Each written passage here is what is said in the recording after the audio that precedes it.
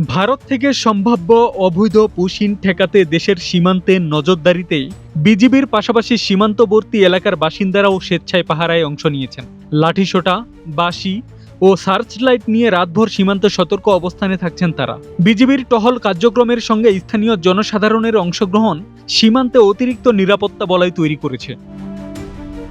মেহেরপুর জেলার ৩ দিক জুড়ে ভারতের পশ্চিমবঙ্গের সঙ্গে প্রায় ৮৬ কিলোমিটার সীমান্ত রয়েছে। এর মধ্যে অধিক ঝুঁকিপূর্ণ এলাকাগুলোতে চুয়াডাঙ্গা ৬ ও কুষ্টিয়া ৪৭ বিজিবি ব্যাটালিয়নের সদস্যরা নিয়মিত টহল ও নজরদারি চালাচ্ছেন। বুধবার ৩ জুন দিবাগত রাতে জেলার বিভিন্ন সীমান্তে দেখা যায় দায়িত্বপ্রাপ্ত বিজিবি সদস্যদের পাশাপাশি স্থানীয় গ্রামবাসীও সীমান্ত পাহারায় সক্রিয়। অনেককে লাঠিসোঁটা ও দেশীয় সরঞ্জাম নিয়ে টহলে অংশ নিতে দেখা গেছে।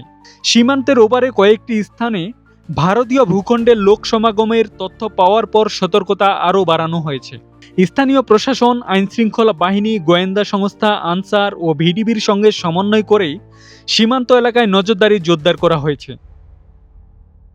কাথুলি গ্রামের বাসিন্দা রজব আলী বলেন, এই দেশ আমার, দেশ রক্ষার দায়িত্বও আমাদের। বিজিবির আহ্বানে সাড়া দিয়ে আমরা গ্রামবাসী সীমান্ত পাহারায় অংশ নিয়েছি। কেউ অবৈধভাবে সীমান্ত অতিক্রমের চেষ্টা করলে বিজিবির সঙ্গে থেকে তা প্রতিহত করব।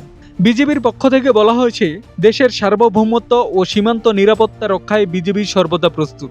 যে কোনো পরিস্থিতি মোকাবেলায় প্রয়োজনীয় ব্যবস্থা গ্রহণ করা হচ্ছে। কিন্তু সীমান্ত এলাকায় এখন পাটক্ষেত থাকায় দূর থেকে দেখতে অনেকটা সমস্যা হলেও বর্তমান পরিস্থিতি মোকাবেলা করতে টহল জোরদার করা হয়েছে বলে জানা গেছে।